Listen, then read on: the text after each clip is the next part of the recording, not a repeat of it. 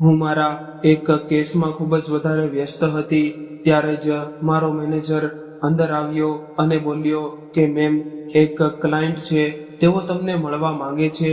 તે 2 દિવસથી ચક્કર મારી રહ્યા છે. તેમનો કેસ ખૂબ જ ગંભીર છે. તો મેં તેને કહ્યું કે તેમને જલ્દી અંદર મોકલો, કારણ કે મને જાણે આ કેસની શોધ હતી અને હવે તે મને મળી ગયો હતો. હું ઘણા વર્ષોથી એવો એક કેસ ઈચ્છતી હતી, પરંતુ મને મળતો નહોતો. તેઓ લોકો જ્યારે અંદર આવ્યા ત્યારે મેં તેમને જોયા અને હું હેરાન રહી ગઈ. મારું નામ કવિતા છે. મારા 10 વર્ષના કરિયરમાં મેં ઘણા કેસ લડ્યા છે. હું એટલી સારી વકીલ હતી કે દરેક જગ્યાએ મારી ચર્ચા થતી હતી. મેં આજ સુધી કોઈ પણ કેસ હાર્યો નહોતો. આ વાતનો મને પોતાને પર ગર્વ હતો, પરંતુ અંદરથી હું તૂટી ચૂકી હતી. જે કંઈ પાછળ રહી ગયું હતું તે હું આજે પણ યાદ કરતી ત્યારે મારી આંખોમાં આંસુ આવી જતા હતા. મેં તરત જ મારા આંસુ સાફ કર્યા, કારણ કે હું મારા વીતી ગયેલા કાલને મારી કમજોરી નહીં પરંતુ મારી તાકાત બનાવવા ઈચ્છતી હતી. દરેક માણસની આજ ભૂલ હોય છે કે તે પોતાના વીતી ગયેલા કાલને યાદ કરે છે અને હંમેશા રડતો રહે છે. ના આપણે પોતાને માફ કરીએ છીએ અને ના જ તે માણસને જેણે આપણા સાથે ખોટું કર્યું હોય. પરંતુ આગળ વધવા માટે આપણને એ વાતોને ભૂલવી જ પડે છે. મેં ફાઇલ ઉઠાવી અને રૂમની બહાર આવી ગઈ. બહાર મારી માસી મારી રાહ જોઈ રહી હતી. જો તે મારી સાથે ન હોત તો આજે હું ક્યારેય આટલી આગળ વધી શકતી નહોતી. હું તેમના પાસે ગઈ, તેમનો આશીર્વાદ લીધો અને તેમની પાસે બેસી ગઈ. અમે બંને સાથે બેસીને ભોજન કરી રહ્યા હતા. મેં હજી પહેલો ગ્રાસ મોઢામાં મૂક્યો જ હતો કે ત્યારે તેમણે કહ્યું, એ વાતને 15 વર્ષ થઈ ગયા છે. શું તને તારી દીકરીની યાદ નથી આવતી? શું તું તેને મળવા નથી માંગતી? મારી પાસે કોઈ જવાબ નહોતો. હું સંપૂર્ણ શાંત થઈ ગઈ હતી. હું મારી જગ્યાએથી ઊભી થઈ શકતી નહોતી. ઊભી થઈ ગઈ હતી ત્યારે તે બોલી, આખરે તું કેટલા સમય સુધી આ રીતે ભાગતી રહેશે? આટલા વર્ષ થઈ ગયા, ના તું તારા ચહેરાની સર્જરી કરાવી છે, ના તું તારી દીકરીને મળી છે અને ના તું એ માણસને સજા અપાવી છે જેણે તારી સાથે આ બધું કર્યું. માસીની વાત સાંભળીને મારા અંદરને જાણે આગ લાગી ગઈ હતી. તે વારંવાર મારી જિંદગીમાં દખલ કરતી હતી અને મને સમજવાની કોશિશ કરતી હતી, જાણે હું પોતે કશું સમજતી જ ન હોઉં.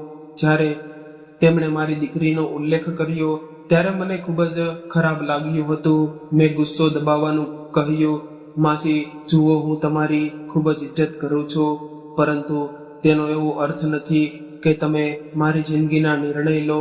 હું પોતે સમજું છું કે મને શું કરવું છે અને શું નહીં. તમે મારી જિંદગીમાં દખલ ન કરો.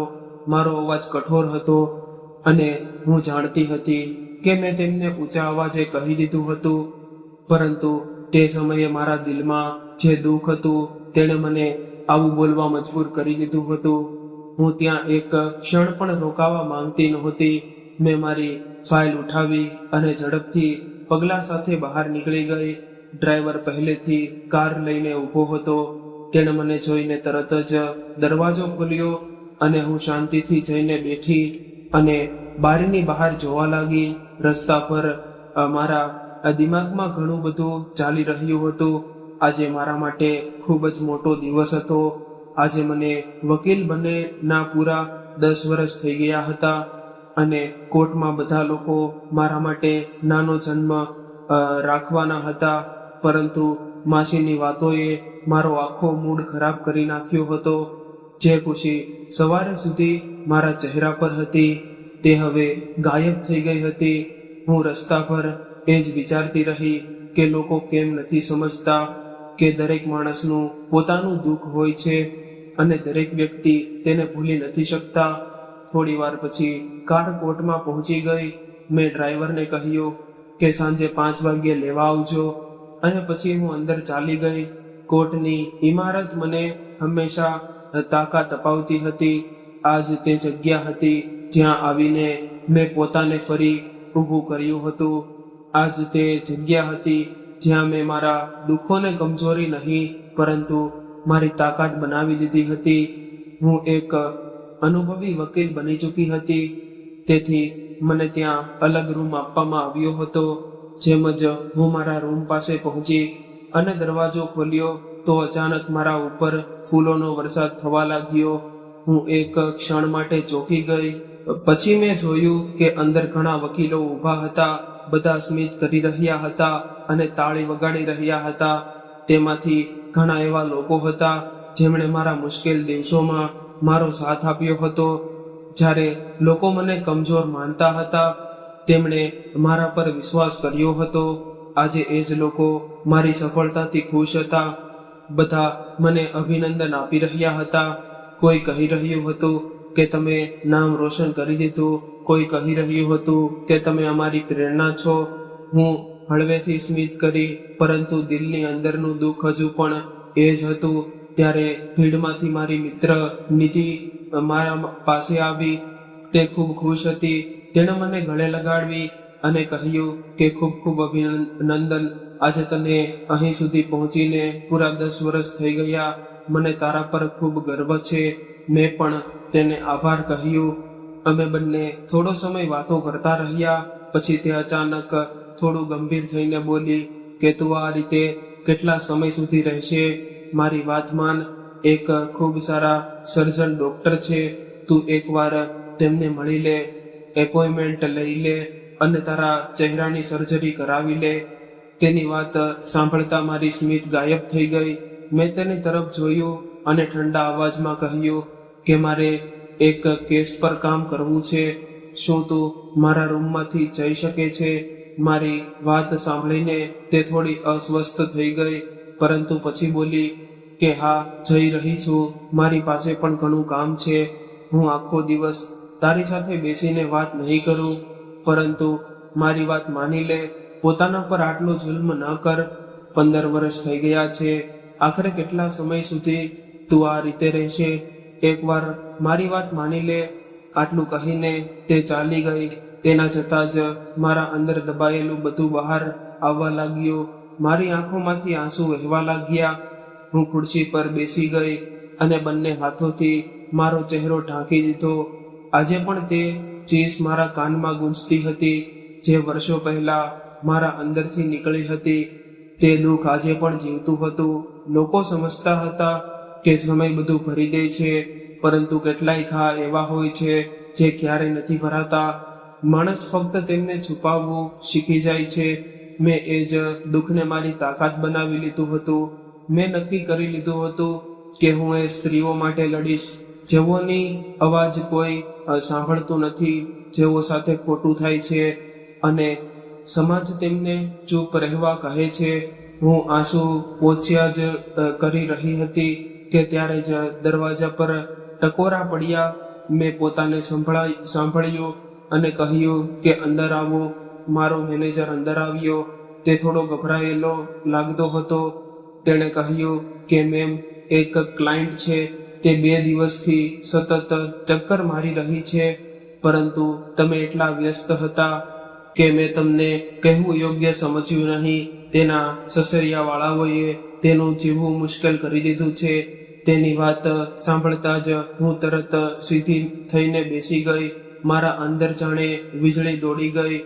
મેં તેને ઝડપથી અવાજમાં કહ્યું કે તેમને તરત અંદર મોકલો. અને તું આ વાત પહેલા કેમ ન કહ્યો?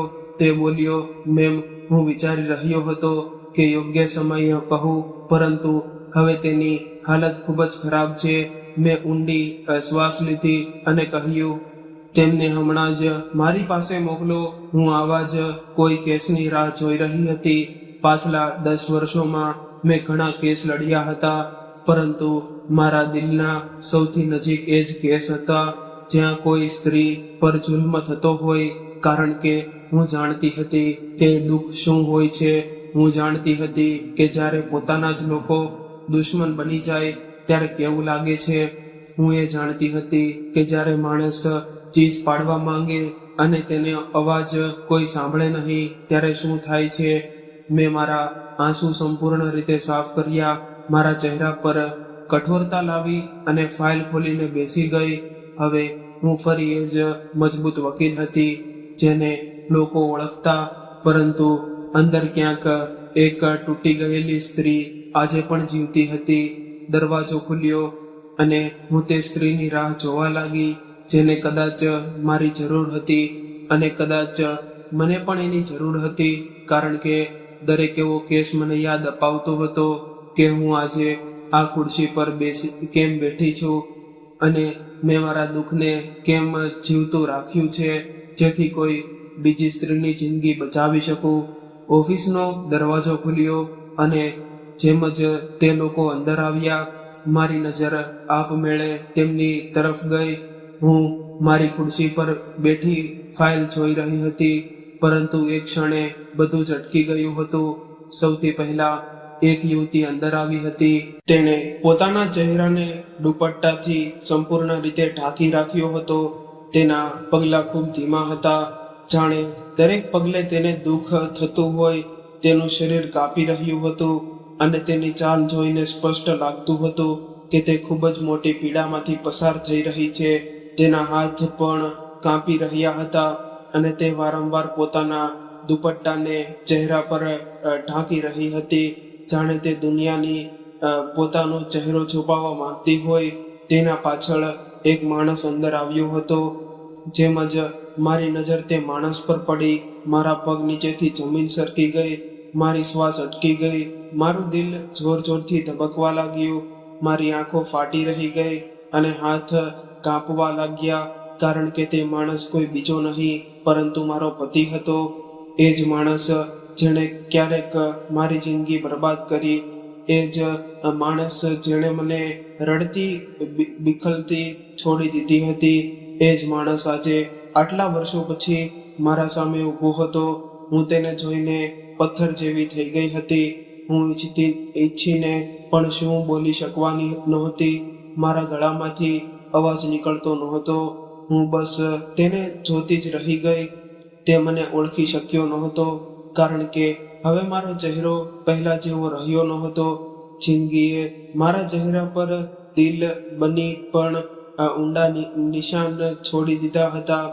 તે મારા ટેબલ સામે આવીને ઊભો રહ્યો અને હાથ જોડીને બોલ્યો, મેડમ, હું 2 દિવસથી તમારા ઓફિસના ચક્કર મારી રહ્યો છું, પરંતુ મને તમે મળતા નહોતા. આજે ખૂબ મુશ્કેલીથી મળવાનો મોકો મળ્યો છે. તેનો અવાજ સાંભળીને મારું દિલ વધુ જોરથી ધબકવા લાગ્યું. હું તેના દરેક શબ્દ સાંભળી રહી હતી, પરંતુ કંઈ બોલી નહોતી શકતી. તેણે પોતાના સાથે ઊભેલી યુવતી પર ઈશારો કર્યો અને બોલ્યો કે આ મારી દીકરી છે. તેના સસરિયાવાળાઓએ તેના પર ખૂબ જુલ્મ કર્યો છે. તેના પતિએ તેના ચહેરાને નુકસાન પહોંચાડ્યું છે. તેનો ચહેરો બગાડી નાખ્યો છે. મારી દીકરીની કોઈ ભૂલ નહોતી. મેડમ, મારી દીકરી બેકસૂર છે. તમે તેનો કેસ લઈ લ્યો. તમે જ અમારી છેલ્લી આશા છો. તેની આ વાત સાંભળીને મારા શરીરમાં જાણે વીજળી દોડી ગઈ. મારી આંખો તે યુવતી તરફ અટકી ગઈ. હું તેને ધ્યાનથી જોવા લાગી. તેના કાંપતા હાથ, તેની ઝૂકેલી ગરદન, તેનું દુઃખથી ભરેલું ઊભું રહેવું, બધું જ મારા દિલને ચીરી રહ્યું હતું. પછી તેણે કહ્યું કે મેડમ, હું તમને આખી વાત કહું છું. મારી દીકરી ખૂબ સીધી છે. તેણે ક્યારેય કોઈનું ખરાબ નથી કર્યું, પરંતુ તેના સસરિયાવાળાઓએ તેને જીવવા નથી દીધી.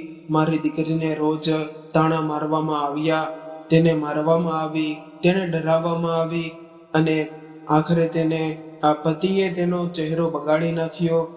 તેનો અવાજ મારા કાનમાં ગુંજી રહ્યો હતો, પરંતુ મારું મન ક્યાંય બીજી જગ્યાએ પહોંચી ગયું હતું. મને લાગતું હતું કે જાણે વર્ષો પહેલાનો સમય પાછો આવી ગયો હોય, જાણે મારા પોતાના પિતા મારા સામે ઊભા રહીને મારા માટે ન્યાય માંગતા હોય, જાણે મારી જૂની જિંદગી ફરીથી મારી સામે જીવતી થઈ ગઈ હોય. હું તે યુવતીને જોતી રહી અને અચાનક મારું દિલ જોરથી ધબક્યું, કારણ કે તે કોઈ બીજું નહીં પરંતુ મારી પોતાની દીકરી રિદ્ધિ હતી. મારી દીકરી, મારી રિદ્ધિ મારી આંખો સામે અંધારું છવાઈ ગયું. હું તેને જોતા જ અંદરથી તૂટી ગઈ.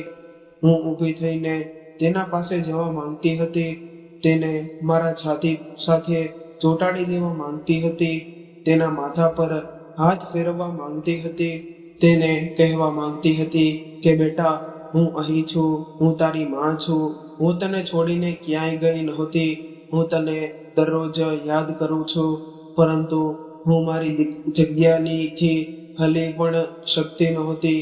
હું જડ થઈ ગઈ હતી. કદાચ તેણે પણ મને ઓળખી નહોતી. કેવી રીતે ઓળખે? મારો ચહેરો પણ હવે પહેલા જેવો નહોતો.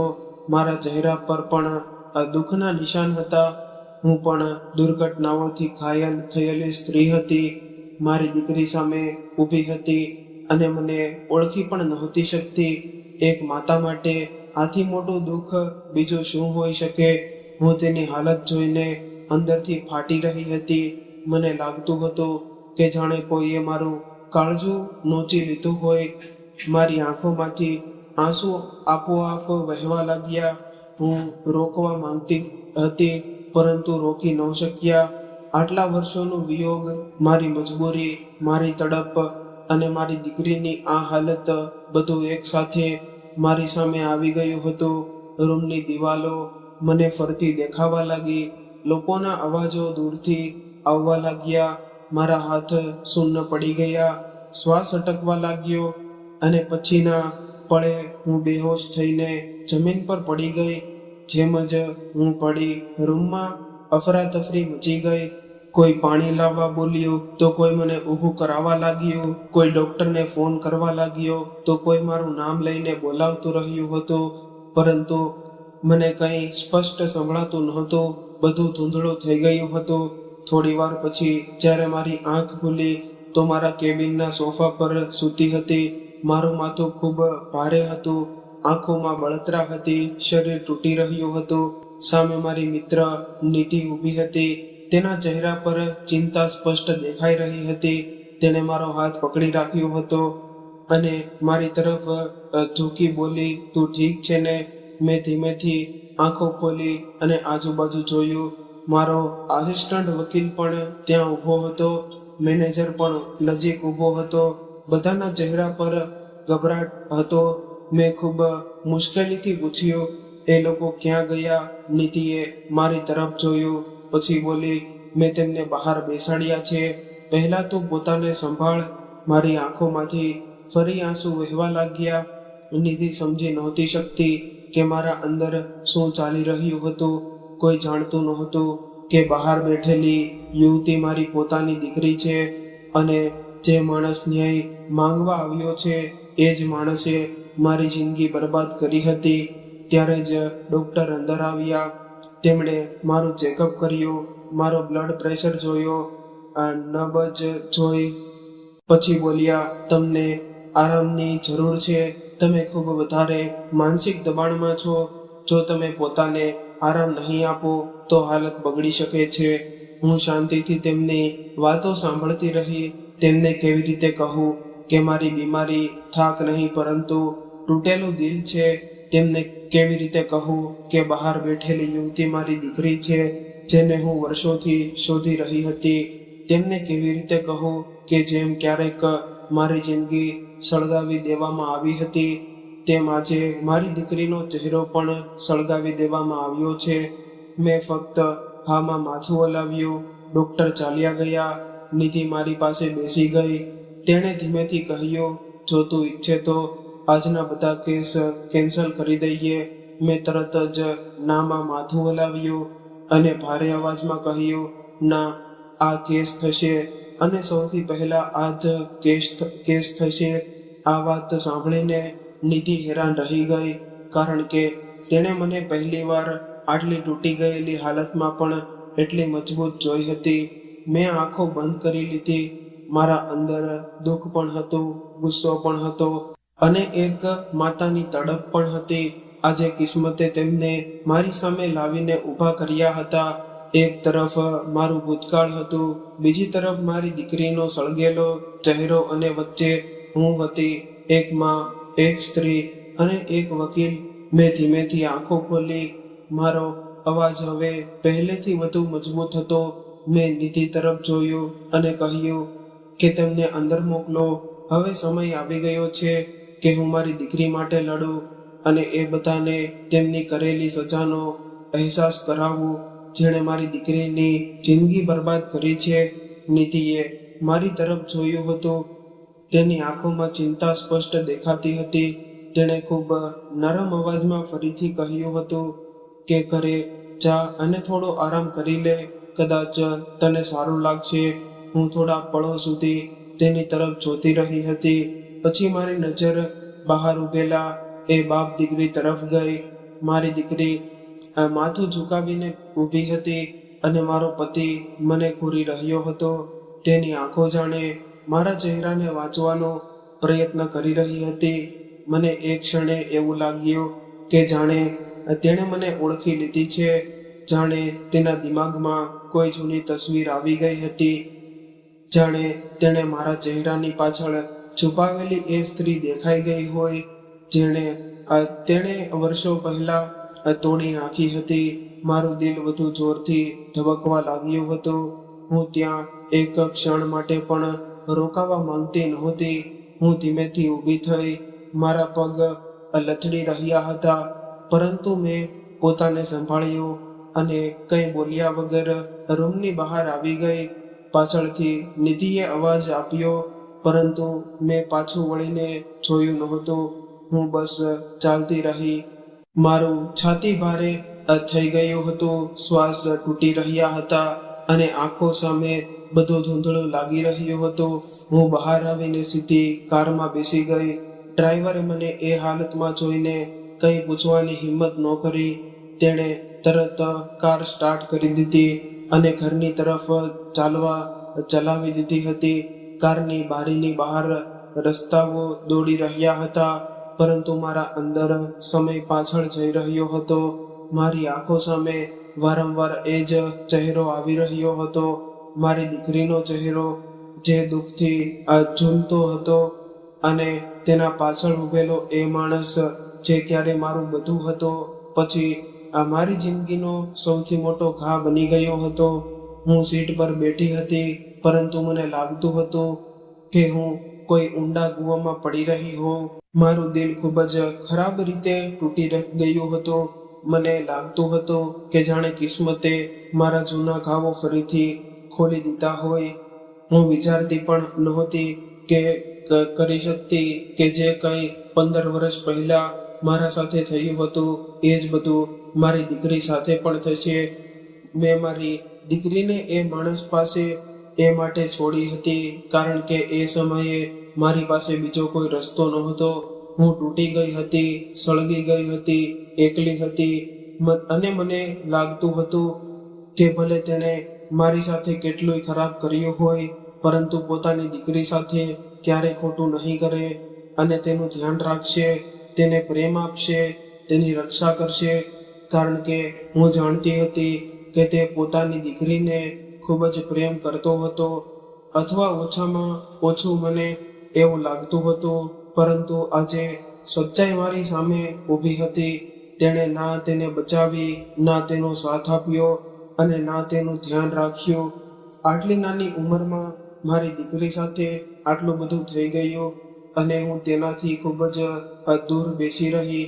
હું માં થઈને પણ કંઈ કરી નહોતી શકી.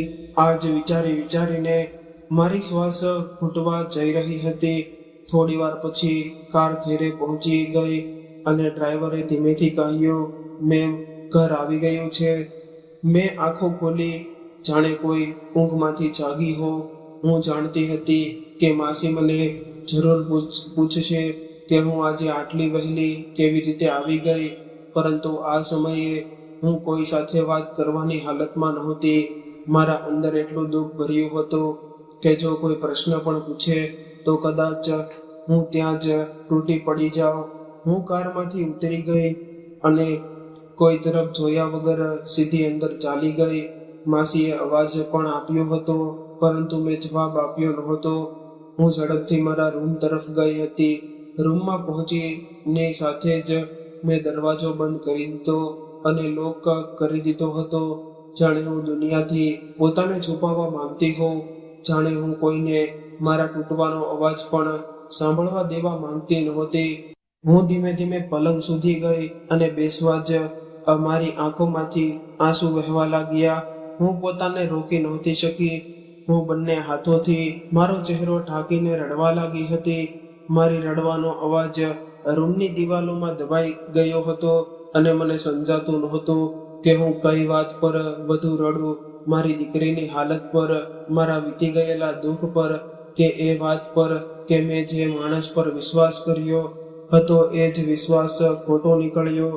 હું વારંવાર એ જ વિચારી રહી હતી કે જો હું તેને મારા સાથે લઈ આવતો હોત તો હું લડી હોત, તો જો હું તેને છોડીને ના ગઈ હોત તો કદાચ આજે તે આ હાલતમાં ન હોત. પરંતુ હવે પસ્તાવો કરીને શું બદલવાનું હતું? મારી દીકરીનો ચહેરો સળગી ગયો હતો. તેની જિંદગી પર દુઃખના નિશાન પડી ગયા હતા અને હું ફક્ત રડી શકતી હતી. રડતા રડતા મારું મન અચાનક ખૂબ પાછળ ચાલી ગયું હતું. હું મારા વીતી ગયેલા કાલમાં પહોંચી ગઈ હતી.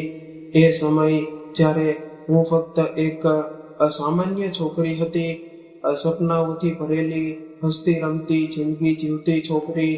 મેં હમણાં જ 12મું પૂરું કર્યું હતું. ઘરની હાલત સારી નહોતી, પરંતુ મારા અંદર ભણવાનો જુસ્સો હતો. હું આગળ વધવા માંગતી હતી. હું કંઈક બનવા માંગતી હતી. તેથી મેં ગ્રેજ્યુએશન કરવા માટે કોલેજમાં એડમિશન લઈ લીધું. હું ફર્સ્ટ સેમેસ્ટરમાં હતી. નવી પુસ્તકો, નવી કોલેજ, નવી દુનિયા, બધું જ મારા માટે ખૂબ ખાસ હતું. પરંતુ એ ખુશીઓ પાછળ સંઘર્ષ પણ ઘણો હતો. કોલેજની ફી ભરવી સહેલી નહોતી. ઘરેથી એટલા પૈસા આવતા નહોતા જેથી મેં પોતે કામ કરવાનું શરૂ કર્યું હતું. હું બાળકોને ટ્યુશન આપતી હતી. નાના બાળકોને ABCD થી લઈને ગણિત સુધી ભણાવતી હતી. આજે 2 કલાક તેમના ઘરે જતી હતી અને જે પૈસા મળતા હતા તેને સંભાળી રાખતી હતી. એમાંથી જ ફી ભરતી. એ સિવાય હું કઢાઈ અને ગૂંથણ પણ કરતી હતી.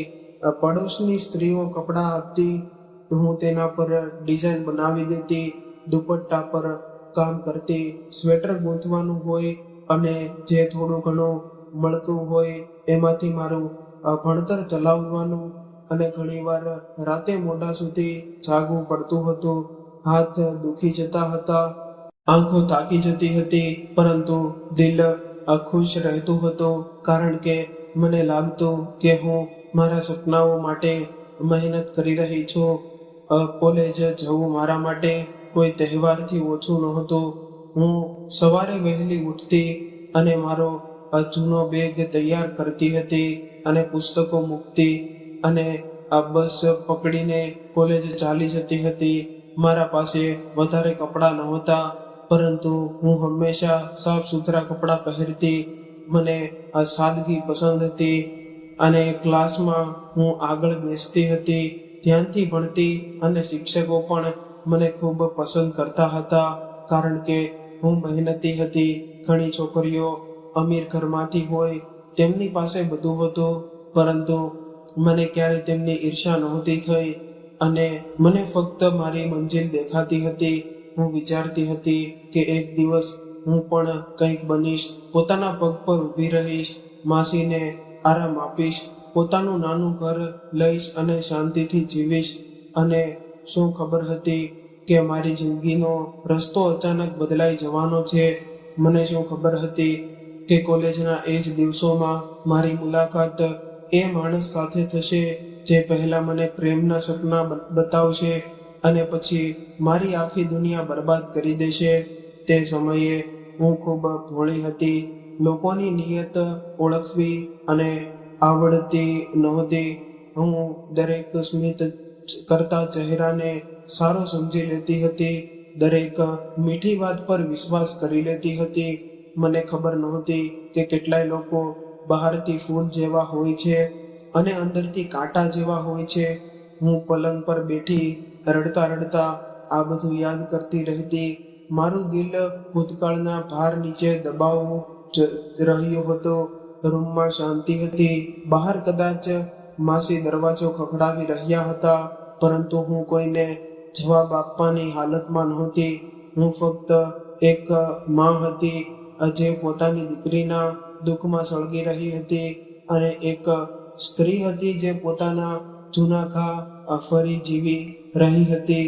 હું મારા વીતી ગયેલા સમયમાં સંપૂર્ણ ખોવાઈ ગઈ હતી, જાણે આજનો દિવસ ક્યાંય દૂર રહી ગયો હોય અને હું ફરીથી એ જ જૂના દિવસોમાં પહોંચી જ ગઈ, જ્યાં અમારી જિંદગી આશા અને સંઘર્ષ વચ્ચે ચાલી રહી હતી. હું મારી મહેનતથી મારી ભણતર પૂરું કરી રહી હતી. દરેક દિવસ મારા માટે સહેલો નહોતો, પરંતુ હું હાર માનવા વાળી છોકરીમાંથી નહોતી. સવારે કોલેજ જવું, સાંજે બાળકોને ટ્યુશન ભણાવવું, રાત્રે કઠાઈ ગુંથન કરવી અને પછી મોડી રાત્રે સુધી પુસ્તકો ખોલીને ભણવું, આ જ મારી જિંદગી હતી. થાક બહુ લાગતો હતો, હાથ દુખતા હતા, આંખોમાં બળતરા થતી હતી, પરંતુ દિલમાં એક સપનું હતું કે મને વકીલ બનવું છે અને મારી ઓળખ બનાવવી છે. મને કોઈ પણ ભાર બનીને નથી જીવવું. હું ઈચ્છતી હતી કે એક દિવસ લોકો મને મારા નામથી ઓળખશે, મારી મહેનતથી ઓળખશે. મારું ફર્સ્ટ સેમેસ્ટર ખૂબ જ સારી રીતે પૂરું થઈ ગયું. સારા માર્ક્સ આવ્યા હતા. શિક્ષકો પણ મારી પ્રશંસા કરતા હતા. હું વધુ મહેનત કરવા લાગી હતી.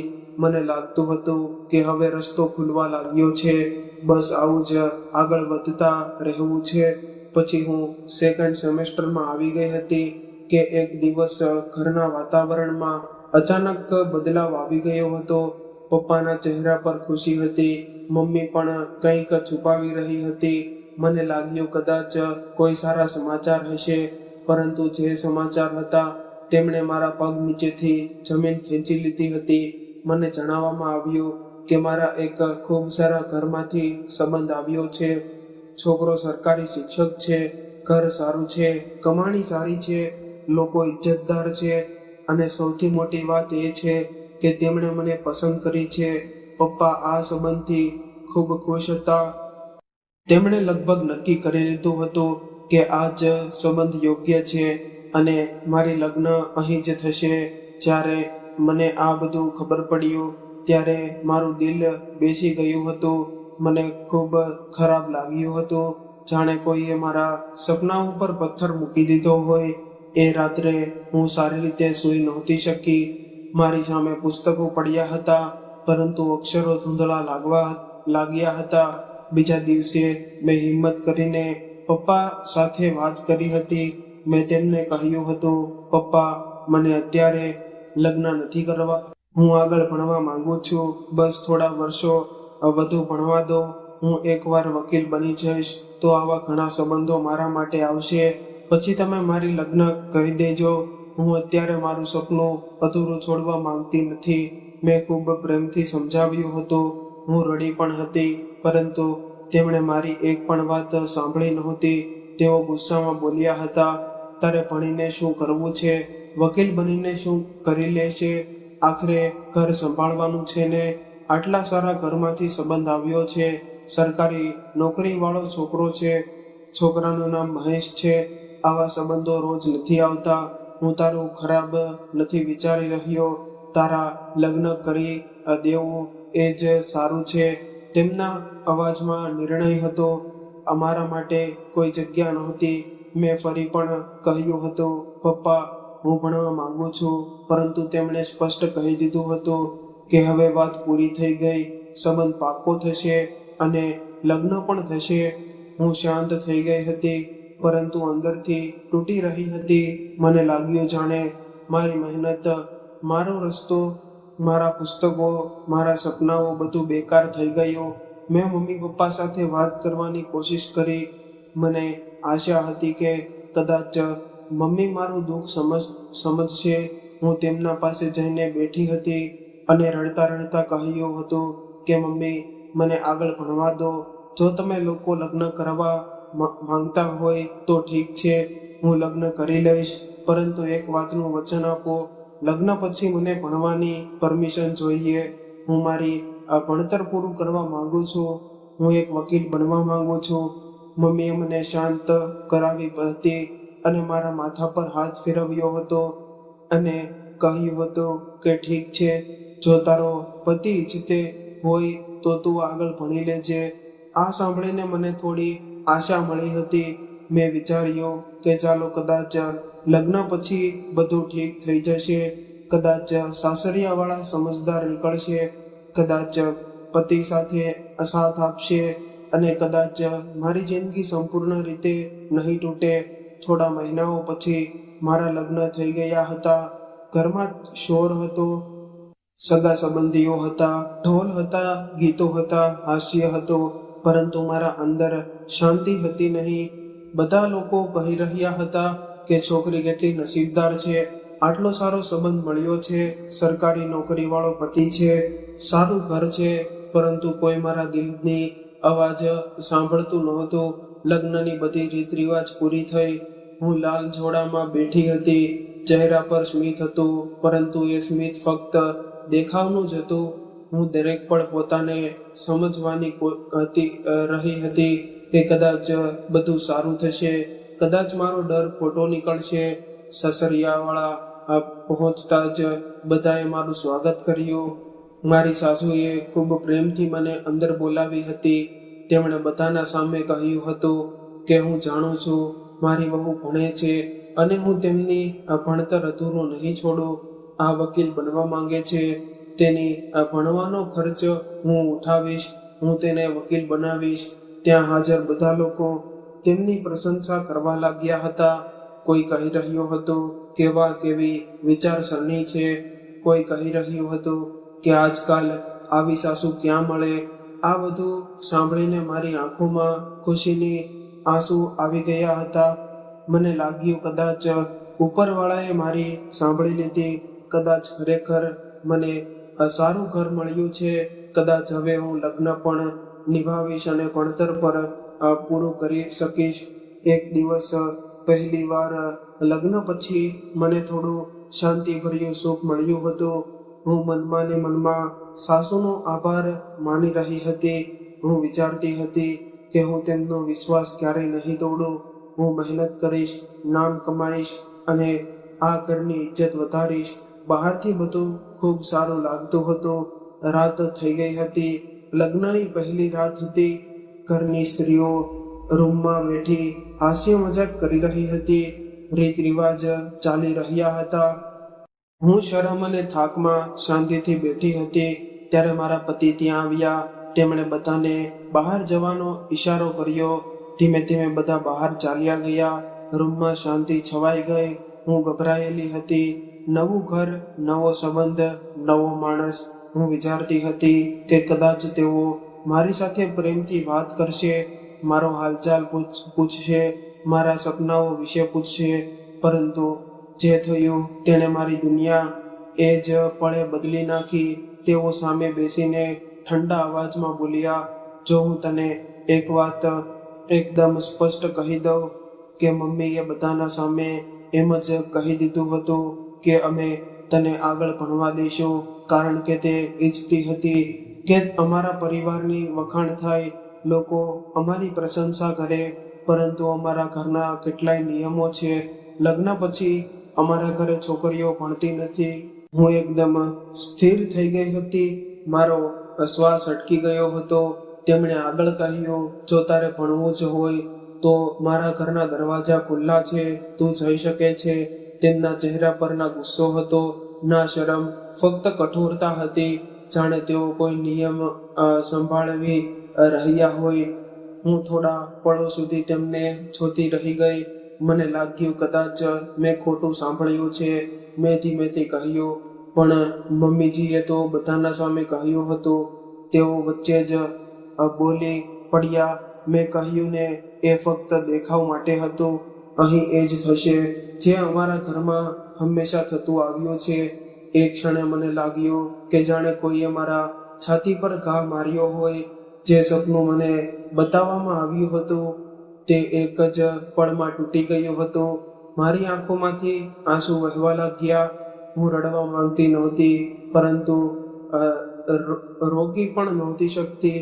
હું એ રૂમમાં બેઠી હતી, દુલ્હનની વેશભૂષામાં સજેલી, પરંતુ અંદરથી સંપૂર્ણ રીતે ઉજળી ગઈ હતી. લગ્નના પહેલા જ દિવસે મને સમજાઈ ગયું હતું કે હું આ ઘરમાં વહુ બનીને આવી છું, માણસ બનીને નહીં. મારા સપનાઓની કોઈ કિંમત નહોતી, મારું ભણતરનું કોઈ મહત્વ નહોતું, મારી ઈચ્છાનું કોઈ મૂલ્ય નહોતું. એ રાત્રે હું ખૂબ રડી રહી હતી, ચૂપચાપ, જેથી બહાર કોઈને અવાજ ન જાય. મારી મહેંદી હજુ સુકાઈ પણ નહોતી અને મારી આશાઓ પહેલે દિવસે ધોઈ નાખવામાં આવી હતી. મારા લગ્નને 1 અઠવાડિયું થઈ ગયું હતું અને જોતા જોતા એ 7 દિવસ પણ પસાર થઈ ગયા હતા, જેમાં હું દરરોજ પોતાને સમજાવતી હતી કે કદાચ બધું ઠીક થઈ જશે, કદાચ મારા પતિનો ગુસ્સો ઓછો થઈ જશે, કદાચ તેઓ પોતાનો નિર્ણય બદલી લેશે. પરંતુ દરેક દિવસ સાથે મારી ચિંતા વધુ ને વધુ વધી રહી હતી, કારણ કે આવતા અઠવાડિયે મારા પેપર હતા અને મને કંઈ સમજાતું નહોતું કે હું શું કરું. હું સવારે લઈને રાત્રે સુધી ઘરના કામોમાં લાગી રહેતી, પરંતુ મારું મન હંમેશા પુસ્તકો અને આવનારી પરીક્ષામાં અટવાયેલું રહેતું હતું. હું વાસણ ધોતા પણ પ્રશ્નો યાદ કરતી હતી, રસોઈ બનાવતી વખતે પણ દિમાગમાં એ જ ચેપ્ટર ફરતા રહેતા હતા. રાત્રે જ્યારે બધા સૂઈ જતા ત્યારે હું શાંતિથી બેસીને વિચારતી હતી કે હું મારી ભણતર અહીં જ પૂરું થઈ જશે. શું મેં એટલી મહેનત કરી હતી એ બધું બેકાર થઈ જશે? મારી સાસુએ લગ્નના દિવસે બધાના સામે કહ્યું હતું કે તેઓ મારી ભણતર પૂરું કરાવશે, પરંતુ લગ્ન પછી તેમણે ફરી આ વિષય પર કોઈ વાત પણ નહોતી કરી. તેથી હું બધું ગભરાઈ રહી હતી. મને લાગવા લાગ્યું હતું કે કદાચ એ વાત ખરેખર ફક્ત લોકો સામે દેખાવ માટે જ કહી હતી. હું ઘણા દિવસો સુધી ચૂપ રહી, પરંતુ જ્યારે પેપર નજીક આવ્યા ત્યારે મારી હિંમત તૂટવા લાગી. મેં મારી મમ્મીને ફોન કર્યો હતો. મને લાગ્યું હતું કે કદાચ તેઓ મારું દુઃખ સમજી જશે, પરંતુ તેમણે ઉલટું મને જ દાટ્યું હતું. તેમણે કહ્યું કે હવે આગળ ભણીને શું કરશો? જેટલું ભણવું હતું એટલું ભણી લીધું ને હવે લગ્ન થઈ ગયા છે તો ઘર સંભાળો, પુસ્તકોનું ચક્કર છોડો. તેમનું આ કહેવું મારા દિલ પર ઘા જેવું લાગ્યું હતું. હું ઈચ્છતી હતી કે કોઈ એક તો એવો માણસ હોય જે મારો સાથ આપે, પરંતુ ત્યાં પણ મને સમજવાનું કોઈ નહોતો. મેં ફોન મૂકી દીધો અને ખૂબ રડી હતી, પરંતુ એ રડ્યા પછી મેં નક્કી કરી લીધું હતું કે કંઈ પણ થઈ જાય હું મારું ભણતર નહીં છોડું. મેં એટલા વર્ષ મહેનત કરી હતી, હું એટલી સહેલાઈથી હાર માનવાની નહોતી. બીજા દિવસે ખૂબ ડરતા હું મારી સાસુ પાસે ગઈ હતી. તેઓ આંગણામાં બેઠા શાકભાજી કાપી રહ્યા હતા. મારું દિલ જોરથી ધબકી રહ્યું હતું.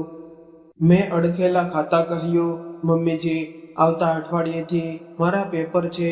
હું વિચારતી હતી કે કદાચ તેઓ ના પાડી દેશે અથવા ગુસ્સે થઈ જશે, પરંતુ તેમણે કામ રોકીને મારી તરફ જોયું અને ખૂબ શાંત અવાજમાં કહ્યું, મને ખબર છે આવતા અઠવાડિયેથી તારા પેપર છે અને મેં તને કહ્યું હતું ને કે તું તારી ભણતર પૂરું કરાવીશ. આ વાત મેં દેખાવ માટે નહોતી કરી.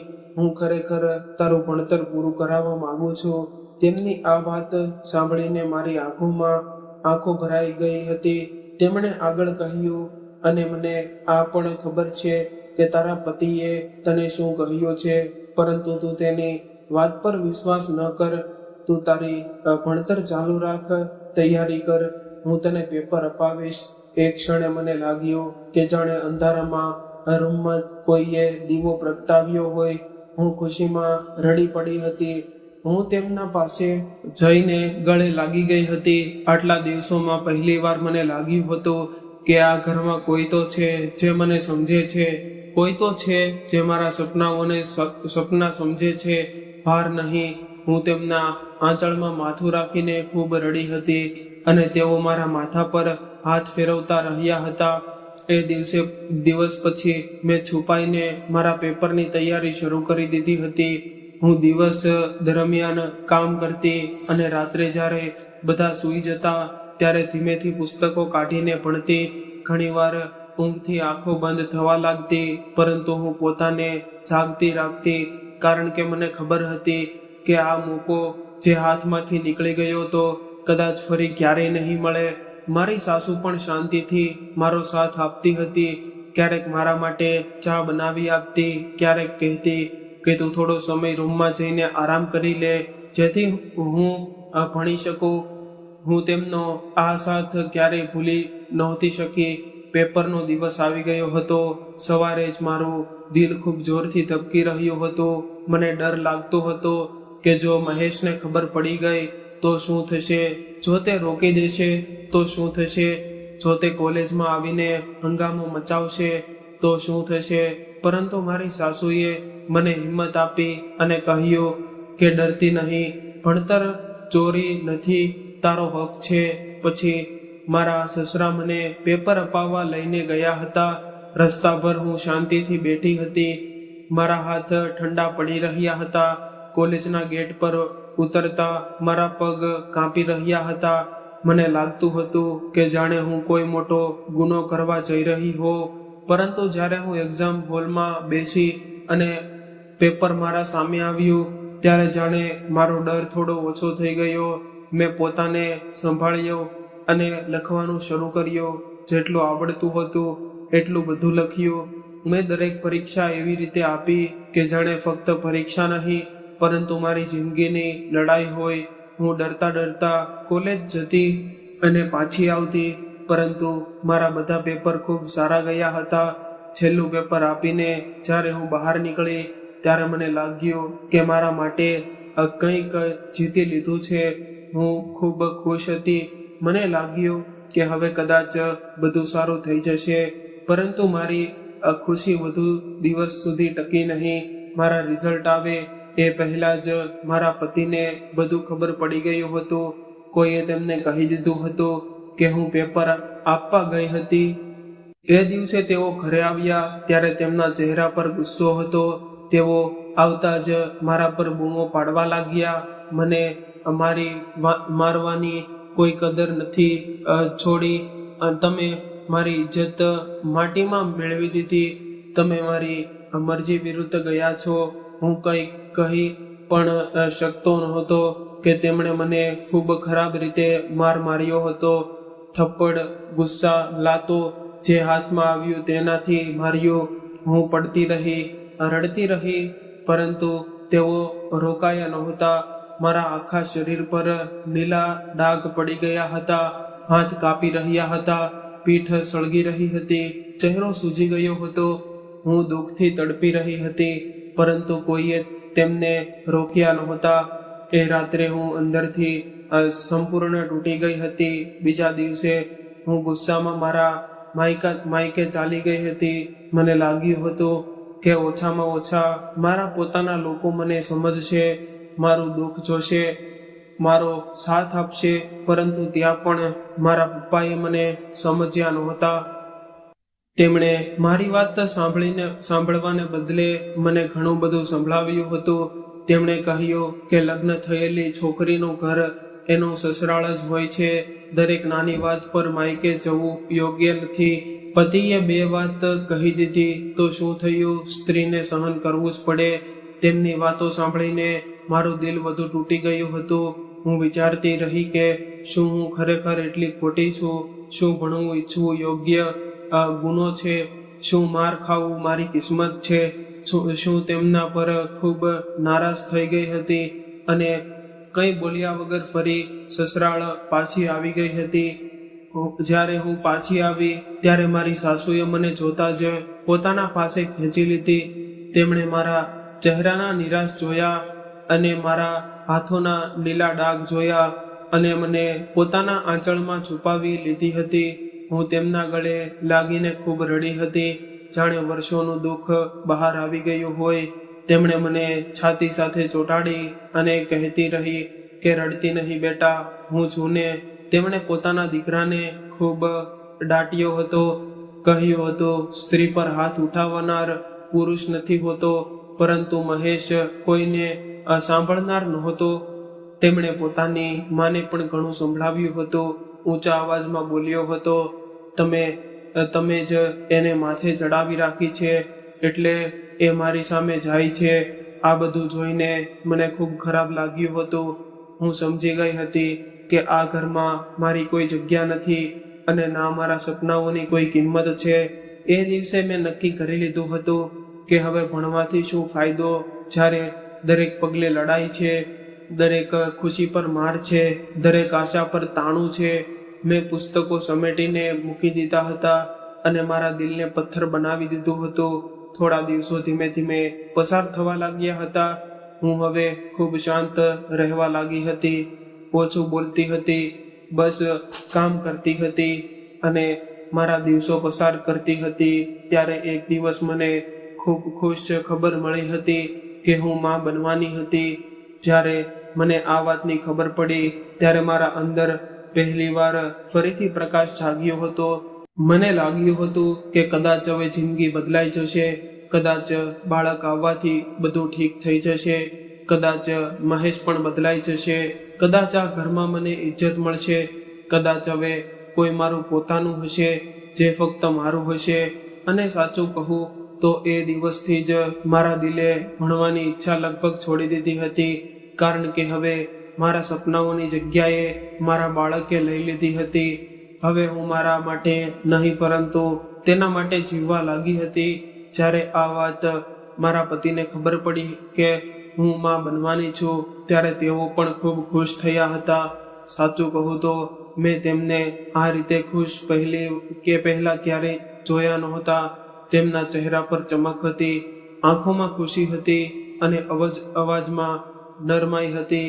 તેમણે પહેલીવાર મને એવી રીતે જોઈ હતી કે જાણે હું આ ઘરની કોઈ મહત્વની વ્યક્તિ હોઉં.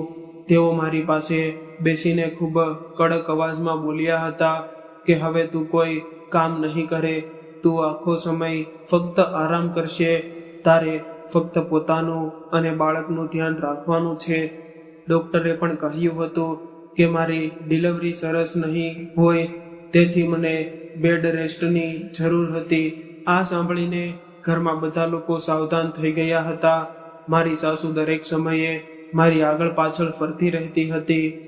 ક્યારેક દૂધ લઈને આવતી, ક્યારેક ફળ કાપીને આપતી, ક્યારેક તકીઓ ઠીક કરતી, ક્યારેક પૂછતી કે ચક્કર તો નથી આવતા ને. એ દિવસમાં પહેલીવાર મને સુરક્ષિત લાગ્યું હતું. મહેશ પણ થોડા દિવસો માટે ખૂબ બદલાઈ ગયા હતા.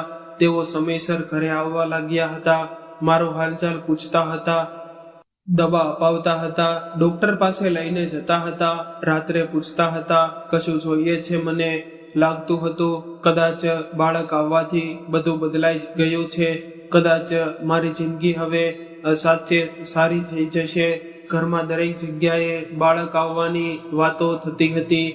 કયું નામ રાખશું, કોના પર જશે, કેવો દેખાશે, આ બધું સાંભળીને હું પણ હસતી હતી. મેં મારા અંદર ધબકતી એ નાની જિંદગી સાથે વાતો કરવાનું શરૂ કરી દીધું હતું. હું પેટ પર હાથ રાખીને રહેતી હતી, જલ્દી આવ, હું તારી રાહ જોઈ રહી છું. ધીમે ધીમે મહિના પસાર થતા જતા હતા અને પછી મારી ડિલિવરીનો સમય આવી ગયો હતો. મને હોસ્પિટલમાં લઈ જવામાં આવી હતી. ખૂબ દુઃખ હતું, ખૂબ ડર પણ હતો, પરંતુ દિલમાં ફક્ત એક જ વાત હતી કે બસ મારું બાળક સલામત થઈ જાય. ઘણા કલાકોની પીડા પછી મારી એક દીકરી થઈ હતી. જ્યારે ડોક્ટરે કહ્યું કે દીકરી થઈ છે, ત્યારે મારી આંખોમાં આ ખુશીઓના આંસુ આવી ગયા હતા. મને લાગતું જાણે ઉપરવાળાએ મને આ દુનિયાની સૌથી મોટી દોલત આપી દીધી હોય. ઘરના લોકો પણ ખૂબ ખુશ હતા. મારી સાસુએ મીઠાઈ વહેંચાવી હતી. મહેશે તેને ગોદમાં ઉંચકી લઈને પ્રેમ કરવાનું શરૂ કર્યું હતું. તે તેને જોઈને એવી રીતે સ્મિત કરી રહ્યા હતા કે જાણે દુનિયાની સૌથી સુંદર વસ્તુ તેમને મળી ગઈ હોય. તેઓ મારા પાસે આવીને બોલ્યા હતા કે તમે મને આજે બહુ મોટી ખુશી આપી છે, હું ખૂબ ખુશ છું. આજે તું જે માંગશે એ બધું હું તને આપી દઈશ. એક ક્ષણે મને લાગ્યું કે આજ મારો સાચો મોકો છે. જો હું આજે નહીં કહું તો કદાચ ક્યારેય નહીં કહી શકું. મેં એક પળ વિચાર્યું નહીં અને તરત જ કહી દીધું, હું વકીલ બનવા માંગુ છું અને હું ઈચ્છું છું કે તમે તેમાં મારો સાથ આપવો. મારી માં પણ ત્યાં ઊભી હતી. તેમણે મને આંખથી ચૂપ રહેવાનો ઈશારો કર્યો હતો, જાણે કહેતી હોય કે હમણાં આ વાત ન કર. પરંતુ હું આ મોકો ગુમાવવા નહોતી માંગતી. મને લાગ્યું હતું કે આજે તેમનું દિલ ખુશ છે. કદાચ આજે તેઓ માની જશે. તેઓ થોડો સમય શાંત રહ્યા હતા, મારી તરફ જોઈ રહ્યા, પછી બોલ્યા હતા કે ઠીક છે, પરંતુ તું મારી દીકરી સાથે કોઈ પણ બેદરકારી નહીં કરે, તેનું સંપૂર્ણ ધ્યાન રાખજે. મેં તરત જ હામાં માથું હલાવી દીધું હતું. હું તો મારી દીકરી માટે જાન આપવાની પણ તૈયાર હતી. હું ખૂબ ખુશ હતી. મને લાગ્યું મારી જિંદગી ફરીથી પાટા પર આવી રહી છે અને હું માં પણ છું અને ભણતર પણ કરીશ. મેં મારી દીકરીનું ખૂબ ધ્યાન રાખ્યું અને ધીમે ધીમે ફરી ભણવાનું શરૂ કરી દીધું હતું. દીકરી સૂઈ જાય ત્યારે હું પુસ્તકો ખોલી લેતી હતી. તે જાગે ત્યારે હું તેને ગોદમાં લઈને ભણતી હતી. રાત્રે બધા સૂઈ જાય પછી હું નોટ્સ બનાવતી હતી. હું થાકી જતી હતી પરંતુ ખુશ રહેતી હતી, કારણ કે મને લાગતું હતું કે હવે મારું સપનું ફરી જીવતું થઈ ગયું છે. પરંતુ મને ખબર નહોતી કે આ ખુશી થોડા સમય માટે છે. પછી મારી જિંદગીમાં એક નવું તોફાન આવવાનું હતું, જેણે મને અંદરથી તોડી નાખી. ધીમે ધીમે સમય પસાર થવા લાગ્યો. મારી દીકરી થોડી મોટી થવા લાગી, પરંતુ મારા પતિનું વર્તન ફરી બદલાવા લાગ્યું હતું. પહેલા તેઓ ચીડચીડા બન્યા, પછી ગુસ્સાવાળા અને પછી ફરી પહેલા જેવા થઈ ગયા હતા. તેમણે ફરી મને વાત પર દાંટવાનું શરૂ કર્યું હતું. પછી મારપીટ પણ શરૂ કરી દીધી હતી. તેઓ મારા પર અલગ અલગ આરોપ લગાડતા હતા. કહેતા હતા કે તું ભણવાના બહાને બહાર જાય છે, તારી નજર ખરાબ છે, તારું કોઈ સાથે ચક્કર છે. હું આ બધું સાંભળીને સ્તબ્ધ રહી જતી. મેં સપનામાં પણ ક્યારે આવું વિચાર્યું નહોતું, પરંતુ તેઓ વગર કારણ મારા પર શંકા કરતા રહેતા હતા. તેઓ ફરી મારી ભણતર બંધ કરાવી દીધી હતી. પુસ્તકો ઉઠાવીને ફેંકી દીધા હતા. કહ્યું હતું કે હવે બહુ થઈ ગયું, ઘર સંભાળ. મને ગુસ્સો આવ્યો હતો. આ વખતે હું શાંત રહી નહોતી. આ વખતે હું મારા માટે લડી હતી. મેં તેમને કહ્યું હતું, જો ભણવું નહોતું તો ખોટું વચન શા માટે આપ્યું? વારંવાર આશા આપીને તોડો છો કેમ? અમારી વચ્ચે એટલો મોટો ઝઘડો થઈ ગયો હતો કે આખો મહોલ્લો જોવા લાગ્યો અને લોકો દરવાજા પર ઊભા હતા. કોઈ બારીમાંથી જોઈ રહ્યું હતું, કોઈ છત પરથી જોઈ રહ્યું હતું. હું રડી રહી હતી, તેઓ ચીસો પાડી રહ્યા હતા અને મારી નાની દીકરી ડરના માર્યા રડી રહી હતી. એ દિવસે ઝઘડો કરીને હું મારા માયકે ચાલી ગઈ હતી. મને લાગ્યું હતું કે આ વખતે તો તેઓ મારો સાથ આપશે, પરંતુ ત્યાં પણ મને સમજવામાં આવી નહોતી. તેમણે મને એવી રીતે વાતો સંભળાવી કે મારું દિલ વધુ તૂટી ગયું હતું. તેમણે કહ્યું હતું કે સ્ત્રીનું ઘર એનું સસરાળ જ હોય છે. દરેક વાત પર પાછી આવી જવું યોગ્ય નથી. લોકો શું કહેશે? થોડી ઘણી લડાઈ દરેક ઘરમાં થાય છે. સહન કરવાનું શીખ. હું વિચારતી જ રહી કે શું માર ખાવું પણ થોડી ઘણી લડાઈ કહેવાય? શું રોજ અપમાન સાંભળવું સામાન્ય વાત છે? પરંતુ ત્યાં પણ મારી વાત સાંભળનાર કોઈ નહોતું. મજબૂરીમાં ફરી સસરાળ પાછું આવવું પડ્યું હતું. હું આ બધાથી ખૂબ પરેશાન થઈ ગઈ હતી. જો તેમને મને ભણાવવું જ નહોતું તો એકવાર સ્પષ્ટ ના પાડી દેતા. વારંવાર ભણાવીને પછી ઘરે બેસાડી દેવું યોગ્ય નહોતું. દરેક વખતે મારા સપનાઓને જગાડતા અને પછી કચડી નાખવામાં આવતા. પરંતુ પછી મેં પોતાને સંભાળી લીધી હતી. મેં વિચાર્યું હતું કે રડીને કંઈ નહીં થાય. જેમ તેમ કરીને સમય પસાર થવા લાગ્યો હતો. મારી દીકરી મોટી થવા લાગી હતી. એ જ મારી દુનિયા હતી. એક જ મારી તાકાત હતી. જ્યારે તે હસતી હતી ત્યારે મને જીવવાનું કારણ મળતું હતું. જ્યારે તે મને માં કહીને બોલાવતી હતી ત્યાં મારા બધા દુઃખ થોડા સમય માટે ભૂલી જતા હતી. મારી દીકરી હવે 5 વર્ષની થઈ ગઈ હતી, પરંતુ આ 5 વર્ષ મેં મારી જિંદગીના ખૂબ મુશ્કેલીથી પસાર કર્યા હતા. મહેશ મારા પર ખોટા આરોપ લગાવતા રહેતા હતા. કહેતા હતા, તું યુનિવર્સિટી જાય છે, ત્યાં કોઈને મળવા જાય છે, કોની સાથે હસે છે, તારી જિંદગીમાં કોણ છે? આ બધું સાંભળીને મારું દિલ ઘૂંટાતું જતું હતું. હું ક્યાંય જતી પણ નહોતી, છતાં તેઓ શંકા કરતા હતા. પરંતુ હું આ બધું મારી દીકરી માટે સહન કરી રહી હતી. હું નહોતી ઈચ્છતી કે મારી દીકરી મા બાપના ઝઘડાઓ વચ્ચે મોટી થાય, છતાં ઘરના વાતાવરણમાં ક્યારેય શાંતિ રહેતી નહોતી. મેં મારી સાસુ સાથે મળીને મારી દીકરીનું સ્કૂલમાં એડમિશન કરાવ્યું હતું. હું ઈચ્છતી હતી કે જે સપનું મારું તૂટી ગયું છે તે મારી દીકરીનું પૂરું થાય, તે ભણેલ પોતાના પગ પર ઊભી રહે. આ વાતથી મહેશ ખૂબ વિરોધમાં હતા. તેઓ કહેતા હતા કે આટલી નાની દીકરીને ભણાવીને શું કરવાનું છે, ઘરે રહેવા દો. પરંતુ આ વખતે મેં તેમની વાત નહોતી માની. એક બપોરે હું મારી દીકરીને બેસાડીને ભણાવી રહી હતી. તે નાની કોપીમાં અક્ષરો લખી રહી હતી. હું તેને પ્રેમથી શીખાવી રહી હતી. ત્યારે અચાનક દરવાજો જોરથી ખુલ્યો અને મહેશ અંદર આવ્યા. તેમને જોઈને હું ડરી ગઈ. તેમના ચહેરા પર ગુસ્સો હતો, આંખો લાલ હતી અને હાથમાં એક બોટલ હતી. હું સમજી નહોતી શકતી કે શું થઈ રહ્યું છે. મારું દિલ જોરથી ધબકી રહ્યું હતું. મારી દીકરી પણ ડરીને મારી પાછળ છુપાઈ ગઈ હતી. રૂમમાં અજીબ શાંતિ ફેલાઈ ગઈ હતી અને મને લાગતું હતું કે હવે પછીની પળમાં કંઈક ખૂબ જ ખરાબ થવાનું છે. પછી મહેશ ગુસ્સાથી ચીસ પાડતા બોલ્યો કે આખું ઘર ગંદુ પડ્યું છે, ના તું એ ભોજન બનાવ્યું છે, ના તું એ વાસણ ધોયા છે, અને તું એને અહીં બેસાડી ભણાવી રહી છે. આજે હું તારો આખો કિસ્સો જ પૂરો કરી દઈશ. તેમનો અવાજ એટલો ભયાનક હતો કે મારી આત્મા કંપી ગઈ હતી. હું કંઈક કહી શકું એ પહેલા જ તેમણે રિદ્ધિનો હાથ પકડી લીધો અને તેને ઝટકાથી મારી ગોદમાંથી અલગ કરી દીધી. મારી દીકરી જોર જોરથી રડવા લાગી રહી હતી.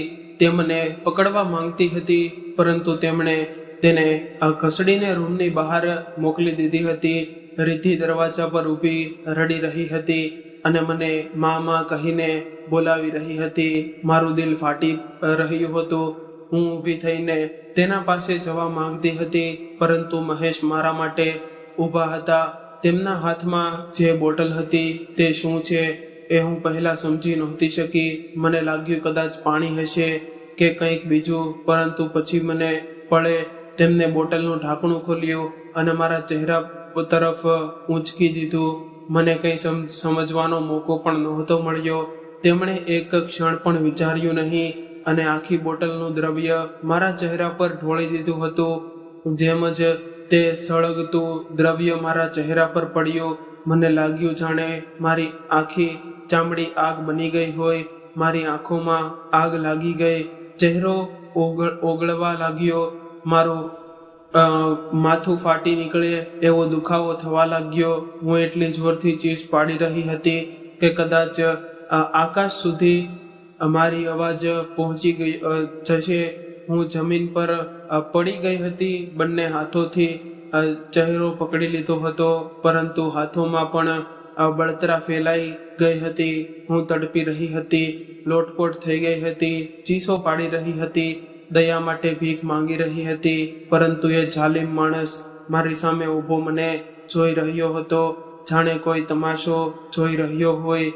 મારી ચીસોનો અવાજ સાંભળીને આખો મહોલ્લો ભેગો થઈ ગયો હતો. લોકો દરવાજો પીટતા હતા, બહારથી અવાજો આપી રહ્યા હતા, શું થયું, દરવાજો ખોલો. પરંતુ તેમણે દરવાજો ખોલ્યો નહોતો. તે મને એ જ હાલતમાં તડપતી જોયા રહ્યા અને મારી દીકરી બહાર રડી રહી હતી. મહોલ્લાના લોકો ચીસો પાડી રહ્યા હતા અને હું અંદર દુઃખથી મરી રહી હતી. મને લાગતું હતું કે મારો શ્વાસ બંધ થઈ જશે. મારો ચહેરો ઓગળી રહ્યો હતો. આંખો સામે અંધારું છવાઈ ગયું હતું. હું ઘણો સમય સુધી રડતી રહી, ચીસો પાડતી રહી, તડપતી રહી. પછી દુઃખ એટલું વધી ગયું કે મારું શરીર હારી ગયું અને હું બેહોશ થઈ ગઈ હતી. જ્યારે મારી આંખ ખુલી ત્યારે મેં પોતાને હોસ્પિટલમાં જોઈ હતી. ચારે તરફ દવાઓની ગંધ હતી. ચહેરો પટ્ટીઓથી બંધાયેલો હતો.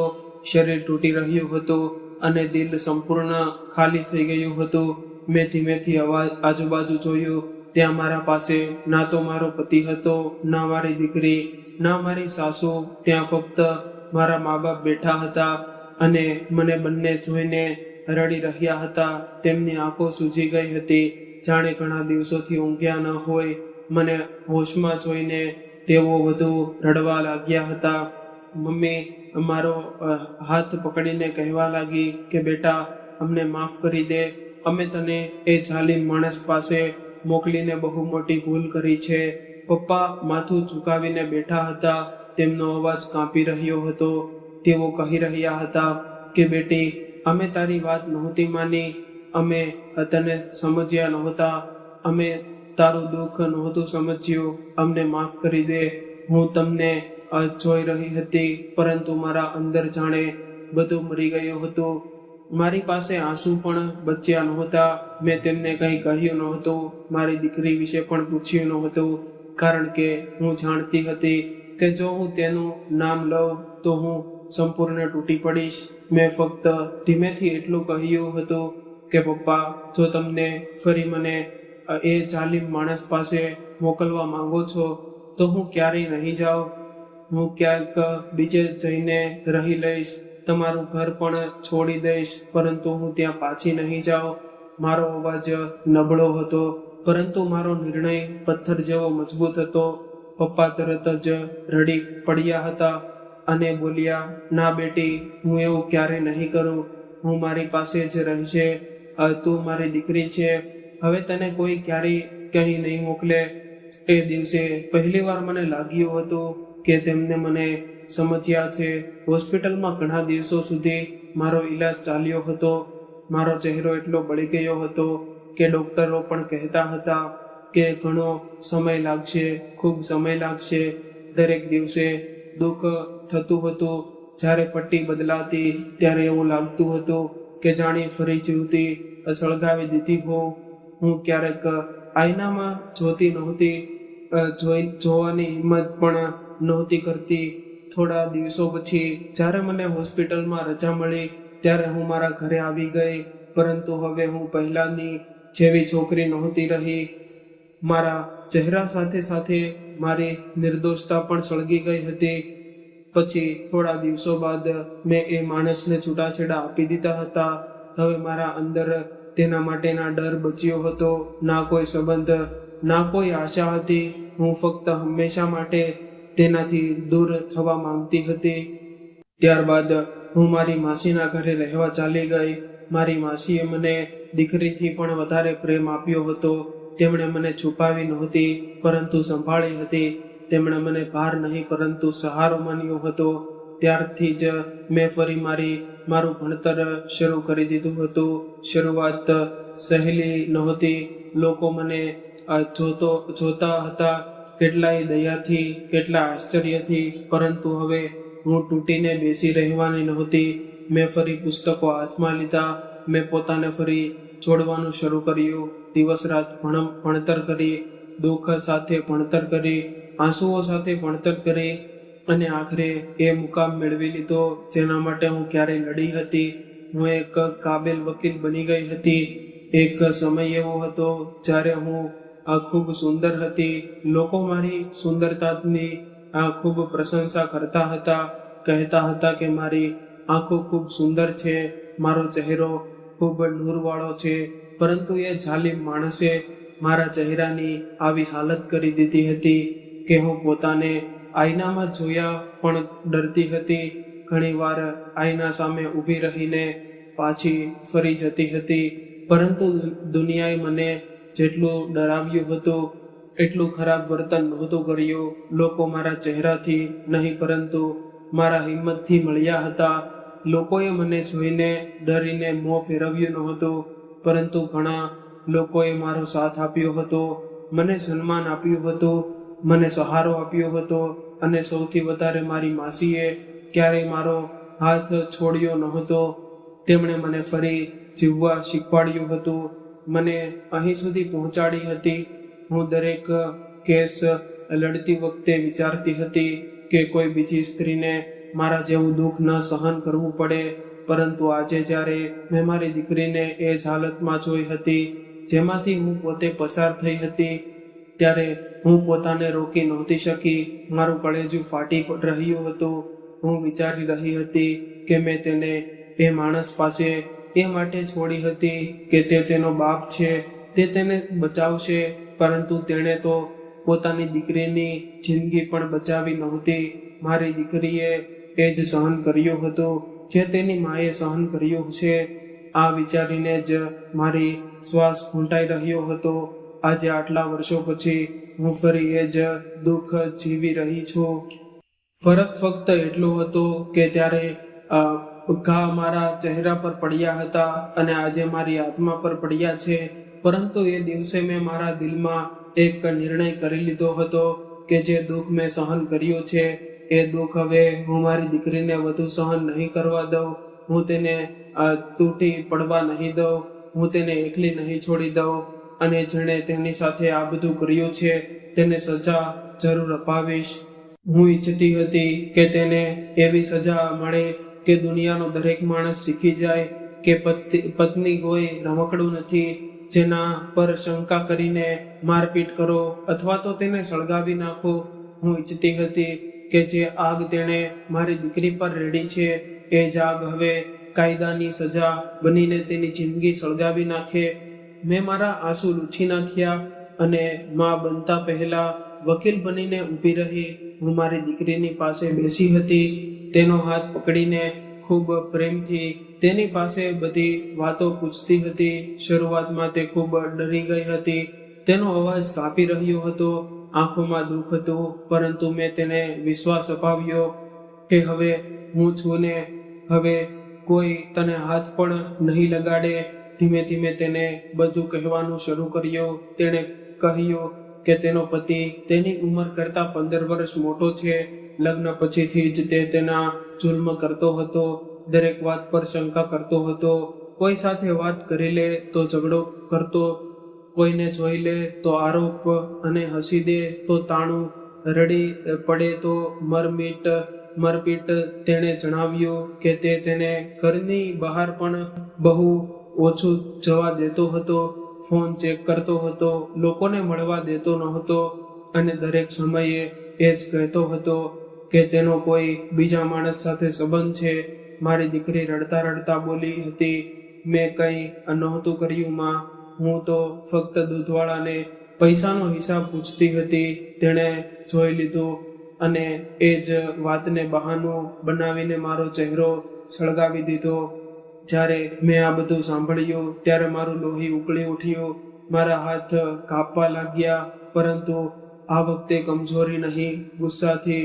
હું જાણતી હતી કે આ મારી દીકરીનો કેસ નથી, આ એ બધી સ્ત્રીઓનો કેસ છે જેઓને શંકાના નામે જીવતી સળગાવી દેવામાં આવે છે.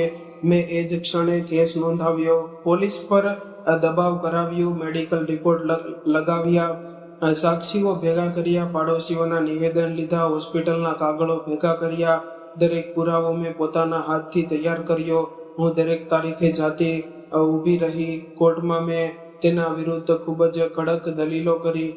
મેં કહ્યું, આવો માણસ ફક્ત એક સ્ત્રીનો ગુનેગાર નથી પરંતુ આખા સમાજનો ગુનેગાર છે.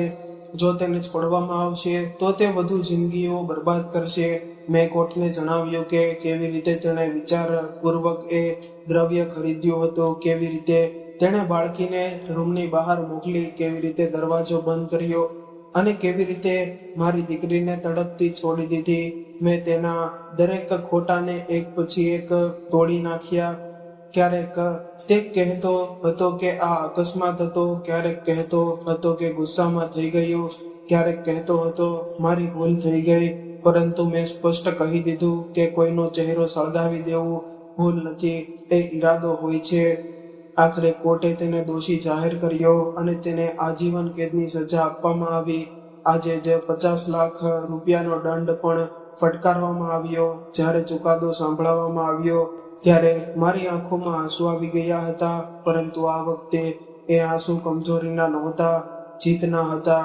મને લાગ્યું આજે થોડું થયું, મોડું થયું, પરંતુ ન્યાય મળ્યો. મેં મારી દીકરીના છૂટાછેડા પણ કરાવી દીધા. હું નહોતી ઈચ્છતી કે ફરી ક્યારેય એ નર્ક સાથે કોઈ સંબંધમાં બંધાયેલી રહે. બધા કાગળો પૂરા થયા અને મારી દીકરીએ માણસથી હંમેશા માટે મુક્ત થઈ ગઈ. પછી મેં મહેશને પણ સ્પષ્ટ કહી દીધું કે આ મારી દીકરી છે અને તેની જિંદગી બરબાદ કરી દીધી. તમે તેને એવા ઘરમાં મોકલી જ્યાં તેની ચીજો સાંભળવામાં આવી, પરંતુ તેને બચાવવામાં આવી નહીં. પરંતુ હવે હું તેની સાથે બધું બરાબર થવા નહીં દઉં. હવે તે મારી સાથે રહેશે. મહેશ એ દિવસે માથું ઝુકાવીને ઊભા હતા. તેની આંખોમાં પસ્તાવો હતો. તેમણે મારી પાસે ઘણી માફી માંગી. તેમણે કહ્યું કે મને માફ કરી દે કવિતા. મેં તારા સાથે જે કર્યું છે હું જાણું છું. હું મારો બહુ મોટો ગુનેગાર છું. મને માફ કરી દે. હું બદલાઈ ગયો છું. તારા જવાથી પછી મેં ઘણું સહન કર્યું છે, પરંતુ મારા અંદર એટલો હિંમત નહોતો કે હું તેમને માફ કરી શકું. મારી માફી ફક્ત શબ્દોથી નથી મળતી, તેના માટે દિલ જોઈએ. અને મારું દિલ તો તેમણે વર્ષો પહેલા તોડી નાખ્યું હતું. તેમણે મારી જિંદગી બરબાદ કરી હતી. મારા ચહેરાને સળગાવી નાખ્યો હતો. મારા સપનાઓને છીનવી લીધા હતા અને મારી દીકરીથી દૂર કરી દીધી હતી. હું તેમને કેવી રીતે માફ કરી શકું? હું તેમને ક્યારે માફ કરી શકતી નહોતી. મારી દીકરીએ પણ ઘણીવાર મને કહ્યું હતું કે મા પપ્પાને માફ કરી દો. તમારા જવાથી પછી તેમણે ઘણું સહન કર્યું છે. દાદી પણ તેમને છોડીને ચાલી ગઈ હતી. લોકો તેમને ઘણા મારતા હતા, તાણા મારતા હતા, પરંતુ તેમણે મને ખૂબ પ્રેમથી ઉછેરી છે. મેં મારી દીકરીની વાત સાંભળી અને તેના માથા પર હાથ ફેરવીને કહ્યું કે બેટા, મને માફ કરજે, પરંતુ હું તારા પપ્પાને માફ નહીં કરીશ. હું નફરત લઈને જીવવા નથી માંગતી, પરંતુ સંબંધ પણ નથી રાખવા માંગતી. બસ એટલું જ પૂરતું છે. ત્યારબાદ મેં મારી દીકરીને પોતાના પાસે રાખવાનું શરૂ કર્યું. મેં તેનો ઈલાજ કરાવ્યો. મોટા ડોક્ટરોની સલાહ લીધી. તેની ઘણી સર્જરી કરાવી.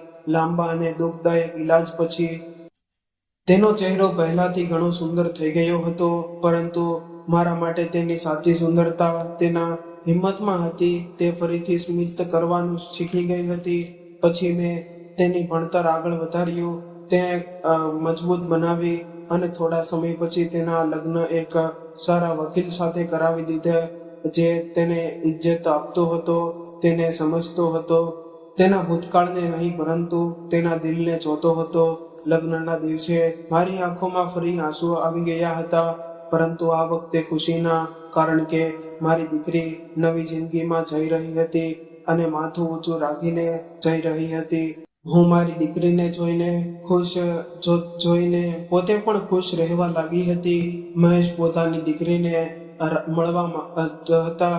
મેં અત્યારે તેમને રોક્યા નહોતા, કારણ કે આખરે તે તેનો પિતા હતો, પરંતુ હું તેમને મળતી નહોતી. હું તેમની સાથે વાત પણ કરતી નહોતી, કારણ કે હું તેમની સાથે કોઈ સંબંધ રાખવા માંગતી નહોતી. કેટલાય સંબંધો કાગળથી પૂરા થાય છે અને કેટલાય દિલથી, અને મારો સંબંધ તો તેમની સાથે વર્ષો પહેલા જ પૂરો થઈ ગયો હતો.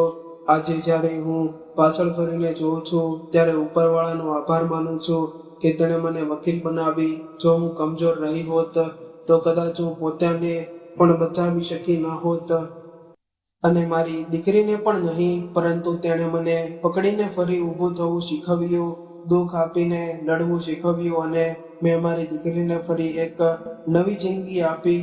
બસ આ જ મારી સૌથી મોટી જીત છે. મિત્રો, આશા રાખું છું કે તમને અમારી આ કહાની પસંદ આવી હશે. આ કહાની તમારા માત્ર કવિતાની નહોતી, પરંતુ એવી દરેક સ્ત્રીની હતી જે પોતાના સપનાઓ માટે લડે છે, તૂટે છે, રડે છે અને છતાં ફરી ઊભી થઈ જાય છે. કવિતાની જિંદગીમાં એક સમય એવો આવ્યો હતો જ્યારે બધું સમાપ્ત થઈ ગયું હતું. તેનો ચહેરો સળગી ગયો હતો, તેના સપનાઓ તૂટી ગયા હતા, તેનો વિશ્વાસ ખંડિત થઈ ગયો હતો અને તેને પોતાની જ દીકરીથી દૂર થવું પડ્યું હતું.